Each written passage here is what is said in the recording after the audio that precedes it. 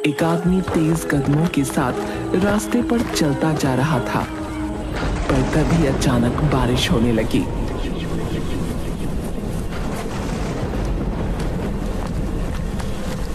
उसे सामने पंचायत घर दिखा, पर वो वहां रुकना नहीं चाहता था, इसलिए वो चलता रहा। लेकिन तभी अचानक बहुत तेज बिजली कड़की। वो आदमी डर के मारे भागा और जाकर पंचायत घर के छज्जे के नीचे खड़ा हो गया। हे भगवान, मैं कहाँ फंस गया? पंचायत घर में ताला लगा हुआ था, लेकिन अंदर से किसी के बुदबुदाने की आवाज आ रही थी। लेकिन अंधेरे में दिखना मुश्किल था। उसने मोबाइल निकाला और फ्लैश लाइट जलाई। जैसे ही रोशनी हुई तो उसके सामने एक बहुत ही खतरनाक सी दिखने वाली चुड़ैल प्रकट हुई। मुझे कुछ मत करना, मैं तो बस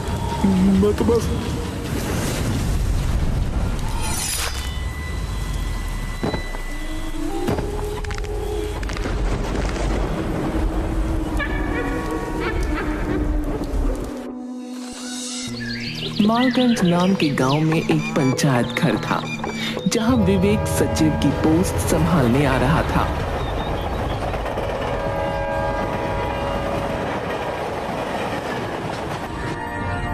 हे भगवान, क्या किस्मत है मेरी। मुझे गांव बिल्कुल पसंद नहीं है और गांव में ही आकर रुका हूं। क्या करूं? नौकरी है तो करनी ही पड़ेगी, लेकिन पहला मौका मिलते ही मैं यहां से भाग जाऊंगा, बता रहा हूं।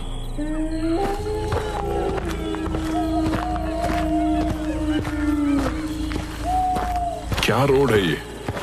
रोड में गड्ढे हैं या गड्ढों में रोड है, समझ ही नहीं आ रहा है। तुम नए सचिव हो ना? मरोगे, तुम भी मरोगे। वो तुम्हें भी नहीं छोड़ेगी, वो किसी को नहीं छोड़ती है। क्या बक रहे हो? जाओ यहां से। भाग जाओ, अपनी जान प्यारी है तो यहाँ से भाग जाओ। फिलहाल तू भाग जा यहाँ से, वरना मार मार के तेरा सिर फोड़ दूंगा, मैं बता रहा हूं। नहीं सुनेगा तो मरेगा, नहीं सुनेगा तो मरेगा। सब मरेंगे, सब मरेंगे।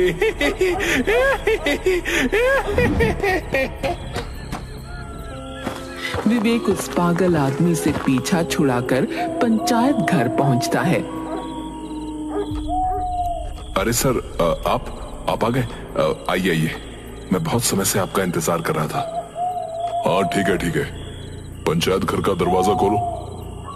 जैसे ही दरवाजा खुलता है तो एक बहुत बुरी बदबू आती है। ये इतनी बुरी बदबू किस चीज की है? पता नहीं सर, मेरी तो नाक में बस गई है ये बदबू, तो मुझे पता ही नहीं चलता है। लेकिन मुझे तो यहाँ रहना है। एक काम करना कि बाजार से बहुत सारे एयर फ्रेशनर ले आना। और प्रधान जी कहाँ है? वो आजकल बीमार रहते हैं, इसीलिए पंचायत घर नहीं आ पाते। विवेक को शक हो रहा था कि अभिषेक झूठ बोल रहा है। फिलहाल वो नाक बंद करके पंचायत घर के अंदर गया। उसे लग रहा था कि शायद कोई चूहा मरा पड़ा हो या कोई जानवर, लेकिन उसे कुछ नहीं देखा।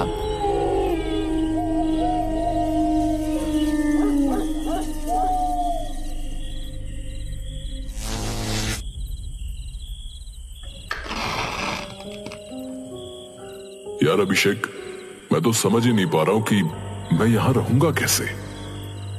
मजबूरी का नाम नौकरी है सर। हाँ यार, सही कहा तुमने। अभिषेक चला गया और विवेक मोमबत्ती की रोशनी में बैठकर कुछ सोचने लगा। लेकिन तभी अचानक उसके ऑफिस में रखी हुई कुर्सी अपने आप हिलने लगी। वो उस कुर्सी के पास पहुंचा तो कुर्सी ने अचानक हिलना बंद कर दिया। ये क्या था? अगर ये हवा से हिल रही थी तो अचानक एकदम कैसे रुक गई? उसे कुछ समझ नहीं आता और वो उसी कुर्सी पर बैठ जाता है। लेकिन कुर्सी पर बैठने के अगले ही पल अचानक उसका पूरा शरीर पैरालाइज हो जाता है और वो देखता है कि पूरे पंचायत घर में खून भर रहा है। फर्श, दीवारें, छत सब कुछ खून से लाल हो चुका है। उसको हार्ट अटैक आने वाला था कि तभी अचानक उसका फोन बजा और वो ठीक हो गया। पंचायत घर भी पहले जैसा नॉर्मल था। हेलो, कौन? सचिव जी, मैं प्रधान बोल रहा हूँ। आप घर आ जाइए, आज आपका खाना यहाँ है। ठीक है, आता हूँ। विवेक तो कैसे भी करके बस वहां से निकलकर भागना चाहता था। वो फौरन प्रधान के घर पहुंचा। आइए सचिव जी। क्या बात है, बड़े बदहवास लग रहे हैं आप। अभी मेरे साथ वहां बहुत अजीब सी चीज हुई। अच्छा, तो आपके साथ भी वही सब होने लगा? क्या सब? इस पंचायत घर में कोई भी सचिव रुक नहीं पाता है। इससे पहले आए कई सचिव भी छोड़कर जा चुके हैं। लेकिन ये सब वहां हो क्या रहा है? पता नहीं, कुछ साल पहले ये सिलसिला अचानक शुरू हो गया। तो सरकार इसके लिए कुछ करती क्यों नहीं है? सरकार दिखने वाली चीजों के लिए काम करती है। जो चीजें दिख ही नहीं रही हैं, उसके लिए सरकार क्या करेगी भला? विवेक खाना खाकर वहां से निकल गया।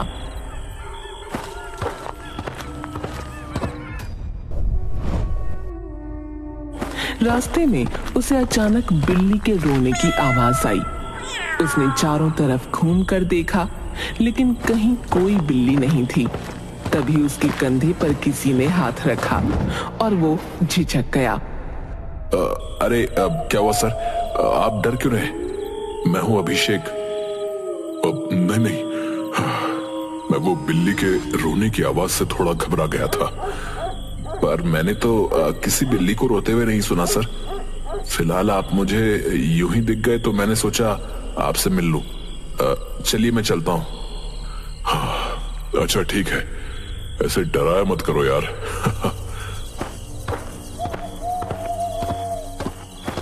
अभिषेक विवेक से आगे चला गया और एक गली में मुड़ गया।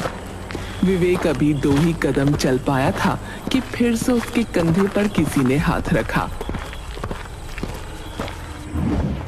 उसने मुड़कर देखा तो वो हैरान रह गया, क्योंकि वहां फिर से अभिषेक खड़ा था। ये लीजिए सर, आपका मोबाइल। आप प्रधान जी के घर भूल आए थे। पर तुम तो अभी... हाँ, मैं उनके घर नहीं था, पर उन्होंने मुझे फोन करके बुलाया आपका मोबाइल देने के लिए। विवेक ने अभिषेक से कुछ नहीं कहा, वरना वो उसे पागल समझता। लेकिन अब उसे बहुत ज्यादा डर लग रहा था। वो भागता हुआ फौरन पंचायत घर पहुंचा। वो पंचायत घर का दरवाजा खोलने ही वाला था कि तभी उसे अंदर से किसी के बोलने की आवाज आई।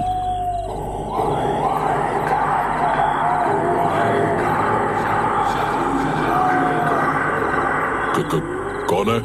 कौन है अंदर? विवेक के बोलते ही अंदर से आवाज आना बंद हो गई। उसने बहुत हिम्मत करके दरवाजा खोला तो अंदर कोई नहीं था और अब बदबू पहले से भी ज्यादा बढ़ गई थी। उसने फटाफट एयर फ्रेशनर छिड़का।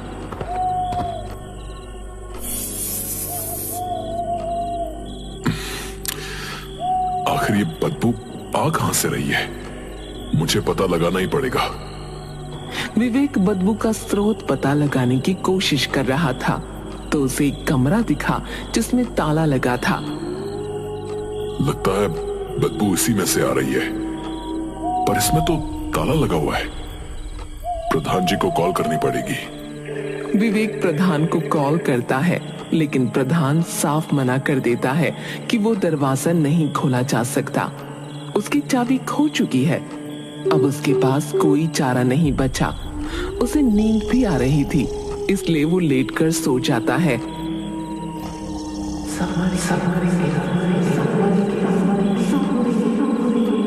रात का 2:30 बज रहा था। विवेक की एक अजीब सी आवाज के साथ आंख खुली। मोमबत्ती बुझने ही वाली थी। उसकी हल्की सी रोशनी में उसे कोने में एक आकृति नजर आई। वो आकृति दिखने में किसी औरत की लग रही थी, पर उस समय विवेक को अपने दिमाग पर भरोसा नहीं था। अचानक बाहर बिजली कड़की और उसकी रोशनी में उसे नजर आया कि वो एक चुड़ैल है। वो डर कर बाहर भागा। हे भगवान, हे भगवान, ये सपना है या हकीकत? क्या मैंने अभी एक चुड़ैल को देखा? मैं क्या करूं? मैं क्या करूं? विवेक डर के मारे बाहर ही सो गया।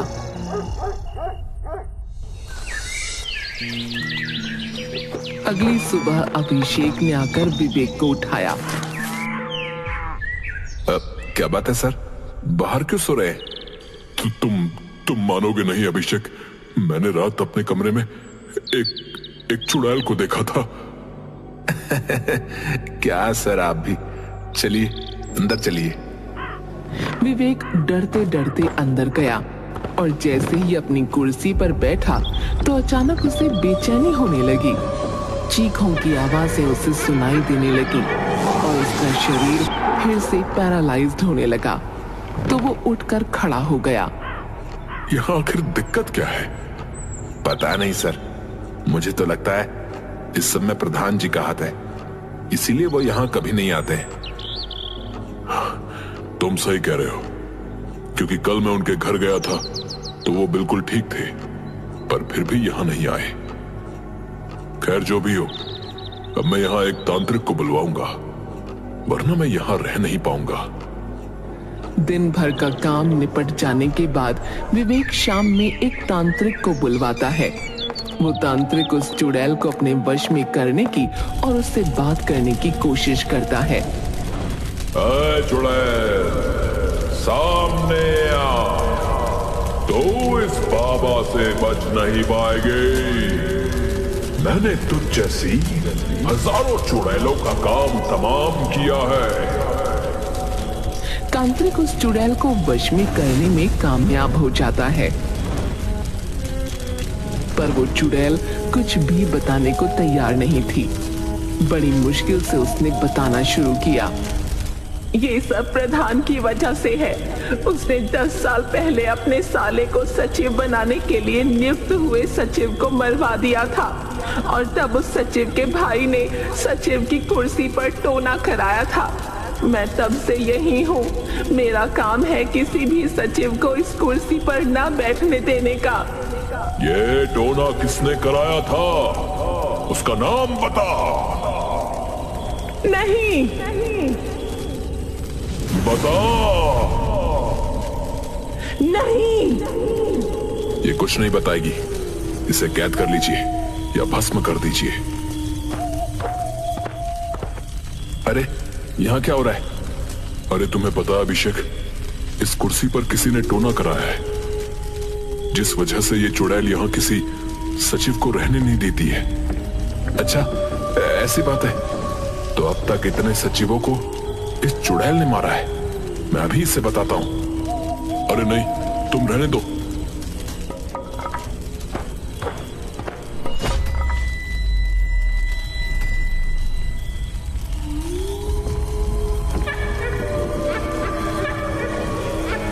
ये तुमने क्या किया? अभी तुम्हें आधी कहानी पता चली थी, पूरी कहानी जान लो कि ये टोना मैंने कराया है। प्रधान ने मेरे भाई को मारा था। मैं इस कुर्सी पर कभी किसी को नहीं बैठने दूंगा। तो तुम प्रधान को मारो ना। उसे तो मैं मारूंगा ही, लेकिन उसने जिस पद की वजह से ये किया है, पहले मैं उसको तबाह करूंगा। इसलिए अब तुम्हारी बारी है। नहीं, प्लीज अभिषेक, मैंने तुम्हारा क्या बिगाड़ा है? आज तुम्हें पता चलेगा कि यहाँ के सचिवों के साथ होता क्या है। वो भागते नहीं हैं, मरते हैं। अभिषेक चुड़ैल को इशारा करता है और वो चुड़ैल एक बार में विवेक की गर्दन धड़ से अलग कर देती है।